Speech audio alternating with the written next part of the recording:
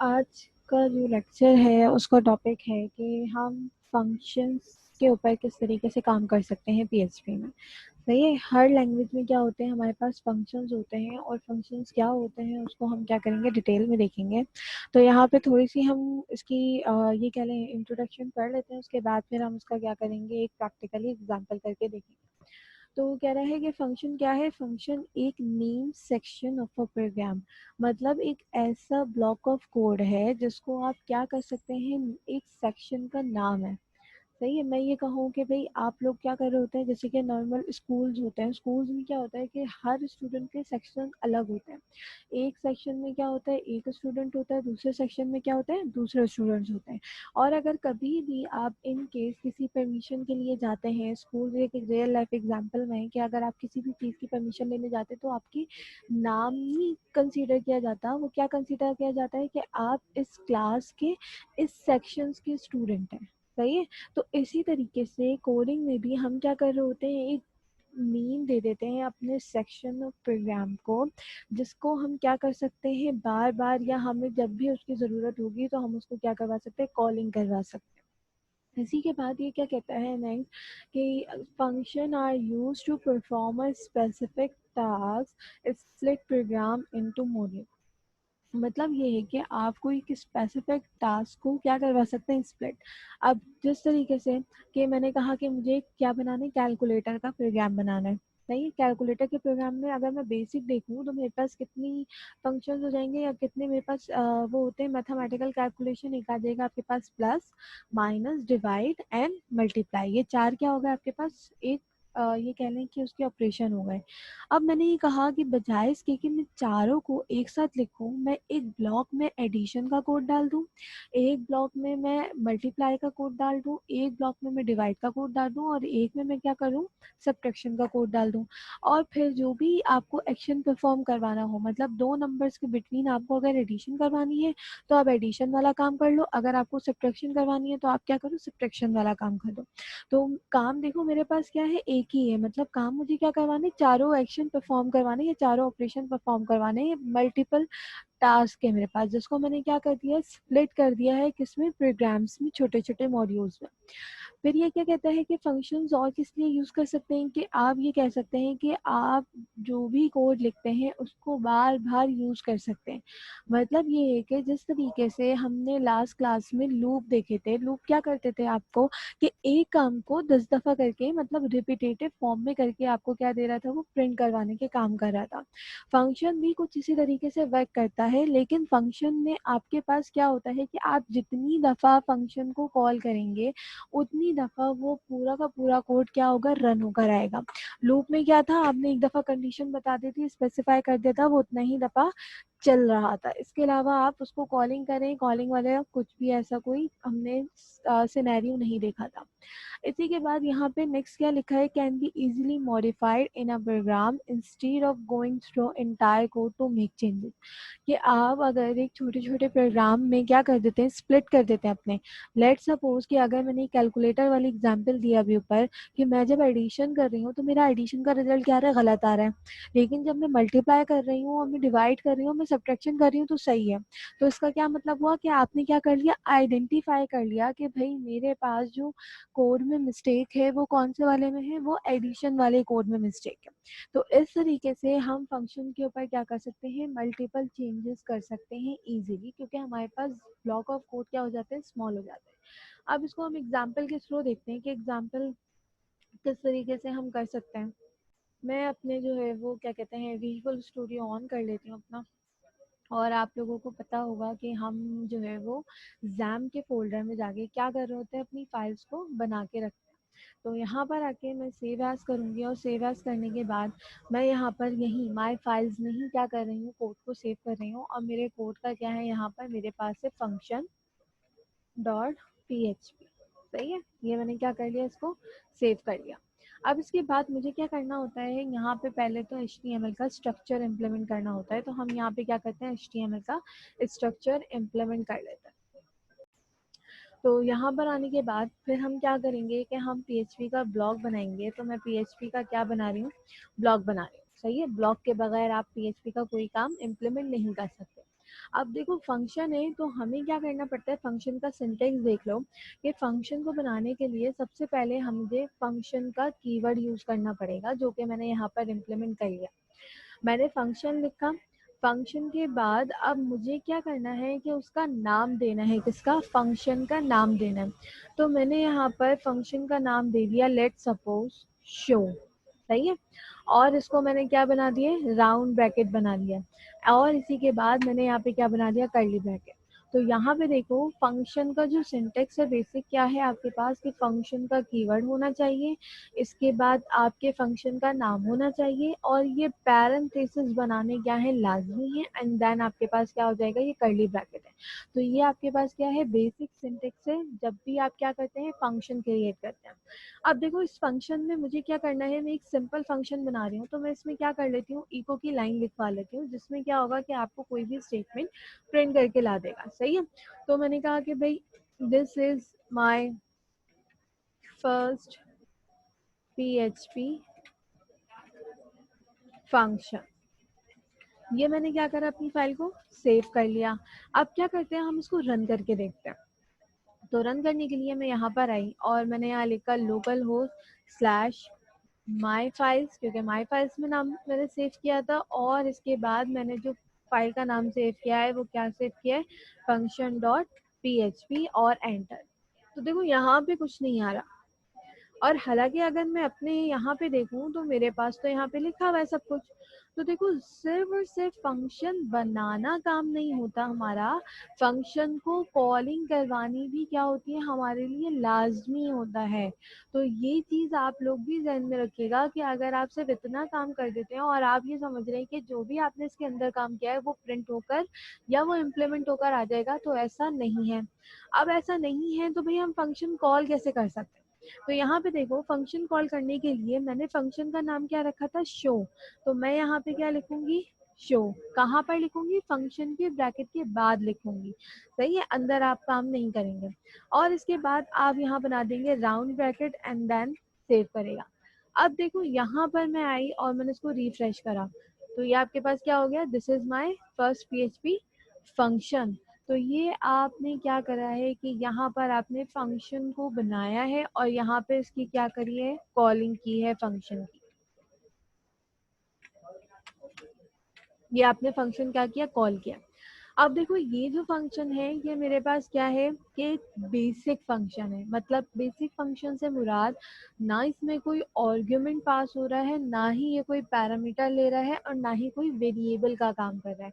अब अगर आपको यहाँ पर पैरामीटर की तरह काम करना है, मतलब पैरामीटर के साथ काम करना है, तो आप किस तरीके से कर सकते हैं, सही है। तो मैं यहाँ पर इसको क्या करती हूँ, मैं इसके अंदर जाके मैं इसको ब्लॉक कमेंट, मैं इसको कमेंट बना देती हूँ। अब हम नीचे आ जाते हैं, मैं एक और फंक्शन बनाती हूँ, मैंने यहाँ लिखा फंक्शन, और इसका नाम मैं दे देती हूँ लेट सपोज, मैंने कहा शो नेम, सही है, नेम शो करेगा। और इसके बाद ये मैंने बना लिया ब्लॉक।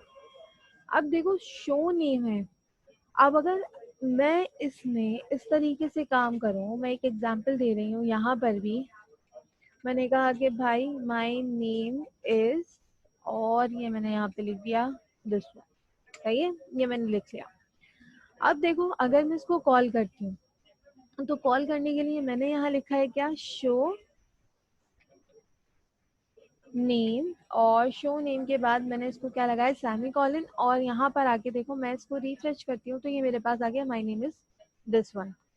अब देखो अगर मुझे यही सेम फंक्शन एक और बार चाहिए, तो मैं यहाँ पे क्या करूँगी, दोबारा से इसके नाम को कॉपी करके यहाँ पे मैंने पेस्ट किया।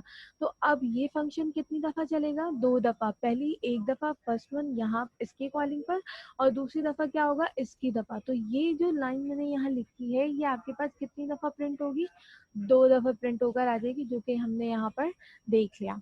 मगर देखो मैं जब भी इस फंक्शन को कॉल कर रही हूँ तो मेरा नेम क्या है, कांस्टेंट है। मतलब ऐसा भी तो हो सकता है ना कि नाम डिफरेंट हो सबके, ऐसा भी हो सकता है कि भाई मैनुअल डायनामिक वाला काम करूं कि भाई आप जो है वो रन टाइम पे नाम लें जिस भी यूजर से और उसके बाद ऐसी लाइन लिखी हुई आए। तो अगर मैंने ऐसा काम किया है तो आपके पास नाम जो है वो क्या रहेगा, हमेशा कांस्टेंट रहेगा। तो उस कांस्टेंट वाली चीज को कैसे हम क्या कर सकते हैं, डायनामिकली काम कर सकते हैं। तो मैं यहाँ पर आके इधर इतना आके मैं अपना नाम रिमूव कर देती हूँ और मैं ये कहती हूँ कि भाई अब मैं काम ये करती हूँ कि बजाय इसके कि मैं बेसिक इस तरीके से कॉल करूँ, मैं इसमें पैरामीटर पास करवा देती हूँ। देखिए पैरामीटर से मुराद कि मैं जब फंक्शन को कॉल करवाऊंगी तो मैं वहां पर नाम दूं और वो जब वो प्रिंट होगा तो वो यहाँ पर मेरा नाम लेकर आ जाए, मेरा नाम हो या किसी का भी नाम हो। तो जब हम यहाँ पर पैरामीटर वाला काम करते हैं तो मैं यहाँ पर ये जो राउंड ब्रैकेट मैंने बनाए थे इसके अंदर मैं एक बनाती हूँ वेरिएबल। और आप लोगों को पता होगा कि जब भी हम पीएचपी में वेरिएबल का काम करते हैं तो वहाँ डेटा टाइप का काम नहीं आता है। तो मैं यहाँ पर वेरिएबल बना रही हूँ जिसका नाम क्या है, नेम। इसी के साथ मैंने कहा कि भाई इस वेरिएबल में जो भी वैल्यू आएगी, जब ये कब आएगी वैल्यू, जब आप इस फंक्शन को कॉल करेंगे।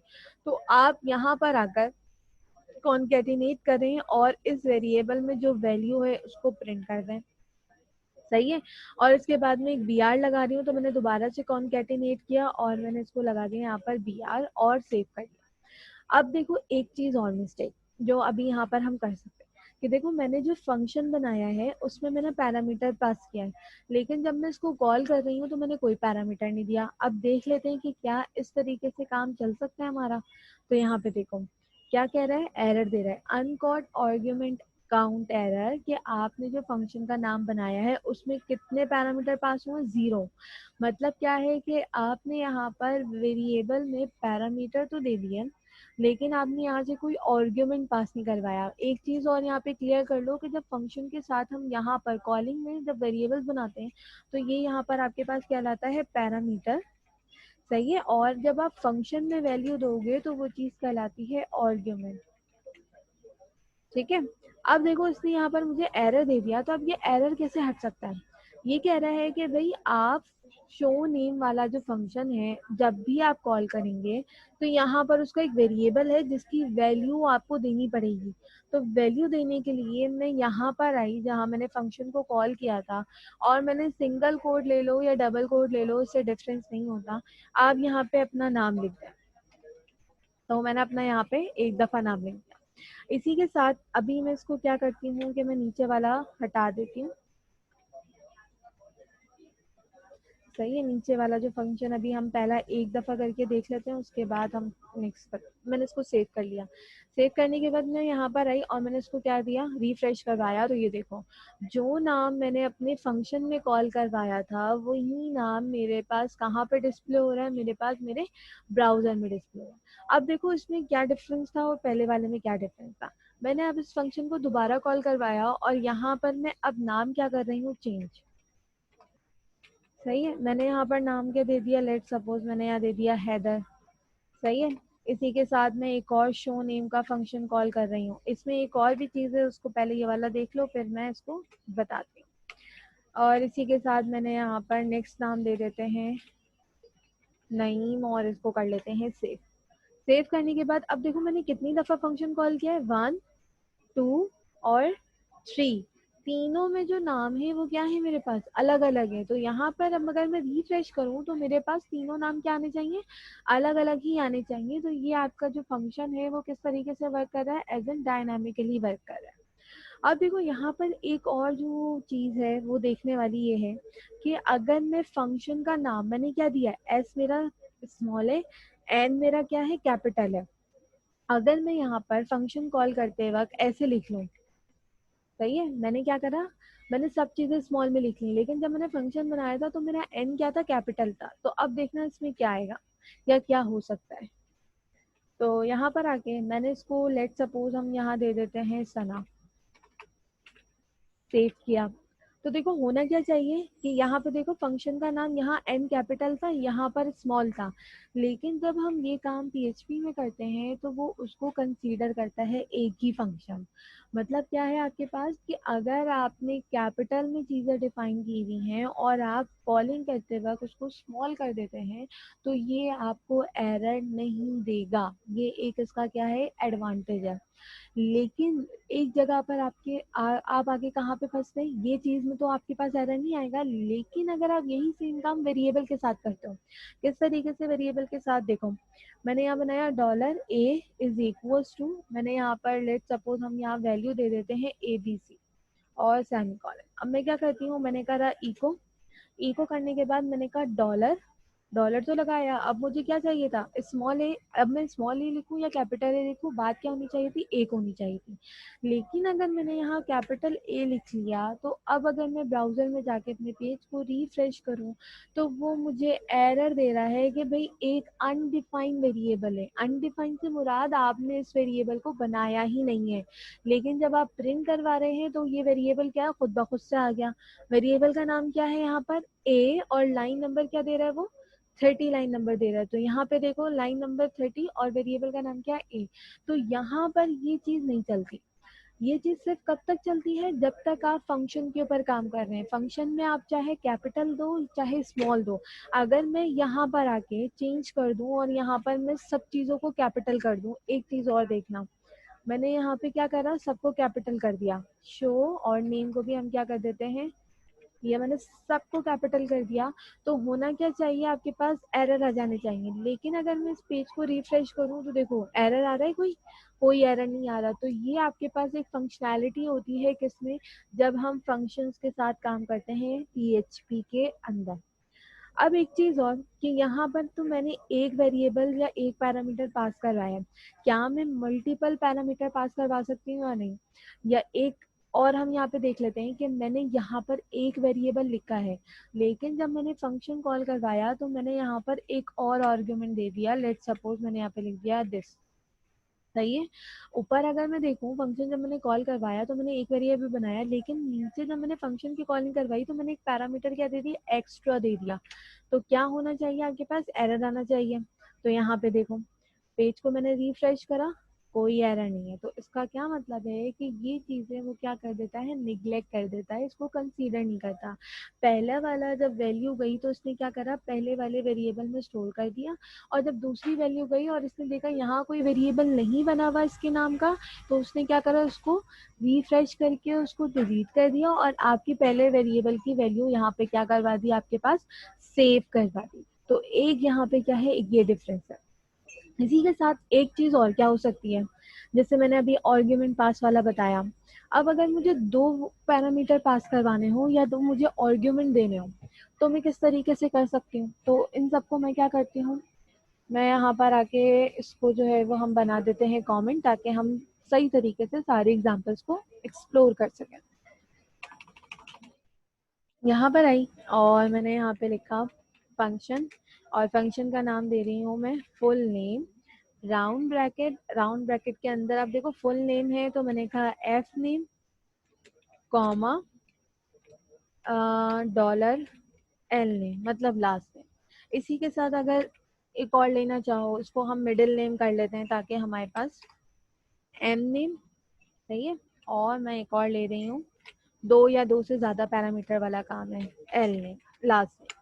और ये मैंने बनाया एक फंक्शन। अब मुझे क्या करना है, मैंने कहा भाई इको, इको के अंदर आपके पास लिखा हुआ आ जाए योर फुल नेम इज। अब देखो यहाँ पर ऊपर प्रिंट कैसे करवा रही थी मैं, कॉन्कैटिनेशन के मेथड से। एक और मेथड होता है जिसके थ्रू आप प्रिंट करवा सकते हो, कैसे कि मैंने यहाँ पर क्या करा कि इको के अंदर ही मैंने जो मेरे क्या कहते हैं इन्वर्टेड कॉमास से उन्हीं के अंदर गई मैंने, इसके बाद यहाँ पर लगा दिया अपना पहला वेरिएबल। पहला वेरिएबल कौन सा मेरे पास, एफ नेम, सही है। स्पेस दिया, स्पेस देने के बाद डॉलर अगेन मिडिल नेम, तो ये आ गया मेरे पास मिडिल नेम। फिर स्पेस दिया मैंने डॉलर और मैंने यहाँ पे क्या लगा दिया, लास्ट नेम। और मुझे नेक्स्ट लाइन पे चाहिए ताकि मैं इसको बार बार क्या करवा सकूँ कॉलिंग, तो मैंने यहाँ पर इसको कर लिया सेव। तो ये मैंने क्या लगा दिया, बी आर। अब देखो इस तरीके से कॉन्कैटिनेशन के मेथड से भी कर सकते हो और ऐसे भी कर सकते हो। अब देखो होगा क्या कि इसको कॉलिंग करवानी है, कॉलिंग किए बगैर आप नहीं कर सकते फंक्शन के ऊपर काम। तो मैंने कहा फुल नेम, और फुल नेम में पहली वैल्यू कहाँ जाएगी, पहले वेरिएबल में, दूसरी वैल्यू कहाँ जाएगी, दूसरे वेरिएबल में, और तीसरी वैल्यू कहाँ जाएगी, तीसरे वेरिएबल में। तो यहाँ पर मैं क्या दे देती हूँ, अपना नाम दे देती हूँ। मैंने कहा फारिहा कोलन, और ये हम दे देते हैं, और इसको मैं क्या करवा लेती हूँ, सेव। सही है। और अब यहाँ पर आके हम इसको अगर रिफ्रेश करें तो देखो योर फुल नेम इज, ये क्या आ गया, मेरा पूरा नाम लेकर आ रहा है। तो आप इस तरीके से भी प्रिंटिंग करवा सकते हो। प्रिंटिंग का यहाँ पे गौर करना, आप इस तरीके से भी वेरिएबल के साथ काम कर सकते हो, और आप कॉनकैटिनेशन के मेथड से भी कर सकते हो। जो चीज आपको बेटर लगे आप उस पर क्या कर सकते हैं, यहाँ पर काम कर सकते हैं। अब इसी के साथ मैं अगर एक और जो है वो यूजर का देना चाहूँ, तो मैंने यहाँ पे दे दिया, लेट सपोज रेंडमली हम दे देते हैं यहाँ पर।